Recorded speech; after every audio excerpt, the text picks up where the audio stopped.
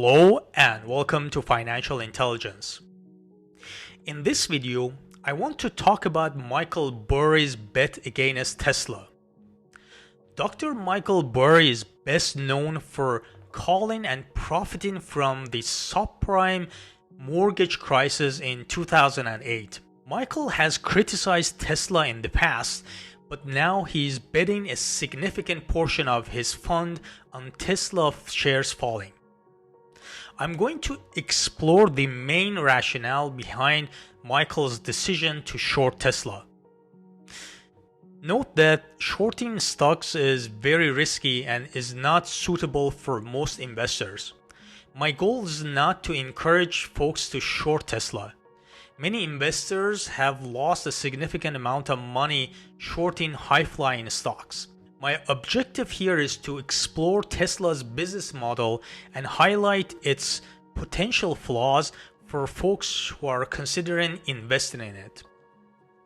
If you like the type of content that I provide on this channel, subscribe to the channel and give this video a thumbs up, and also don't forget to like this video and hit the notification bell so that you don't miss any of my future videos.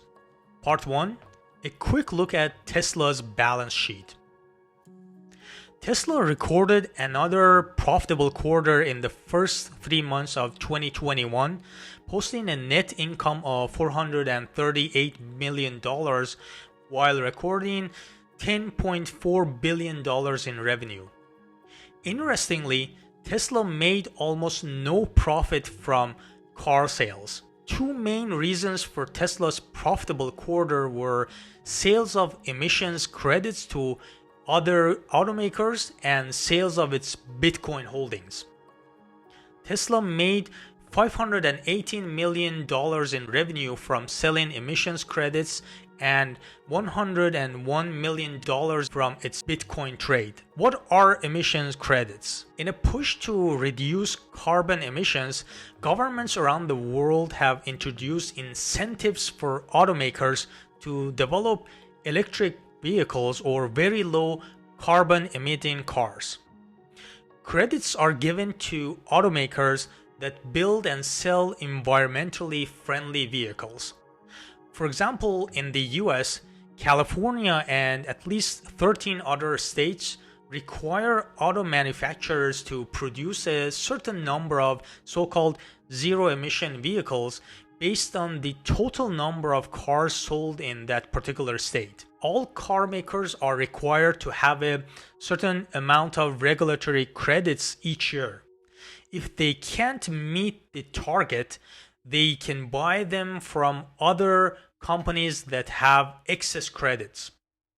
Because Tesla only sells electric cars, which are considered zero-emission vehicles, the company always has excess regulatory credits and can effectively sell them at a 100% profit to other automakers. Part 2.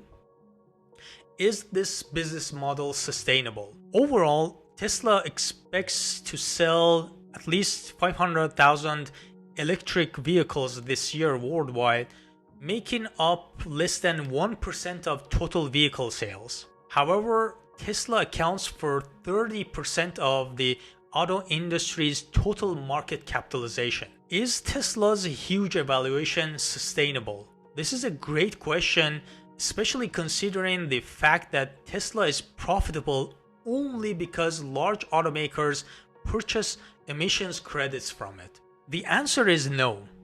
Large automakers are all developing their own zero-emission vehicles in an attempt to avoid paying large sums of money to emissions credit sellers such as Tesla. One example is Stellantis, a company formed through the merger of France's PSA Group and Italy's Fiat Chrysler Automobiles. Stellantis purchased about $2.4 billion worth of European and US credits from Tesla between 2019 and 2021, according to Reuters. But based on recent reports, Stellantis is going to be able to meet its emissions targets going forward.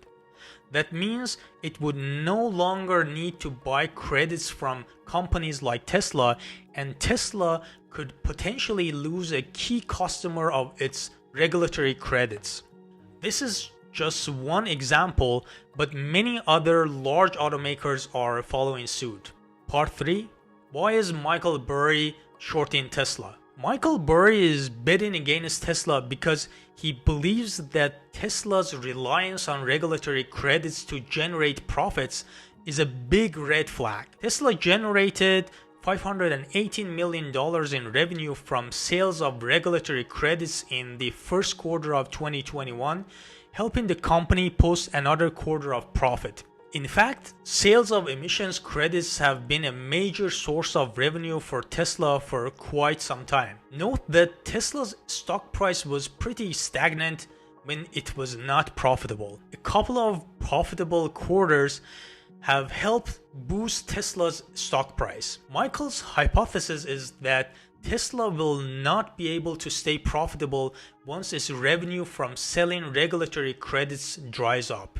As more automakers change their production bias to favor more zero-emission vehicles, the market for regulatory credits will see a drop in demand, pushing the price for these credits lower. While this market will not vanish in the near future, Tesla's reliance on regulatory credits will begin to seriously damage its financial health over time. Michael believes that Tesla's stock price is going to drop sharply once its balance sheet starts to deteriorate because of these fundamental changes. I hope that you liked this video. If you have any recommendation or suggestion, please add them in the comment section below. Don't forget to like this video and subscribe to this channel, and also hit the notification bell so that you don't miss any of my future videos. Thank you and take care.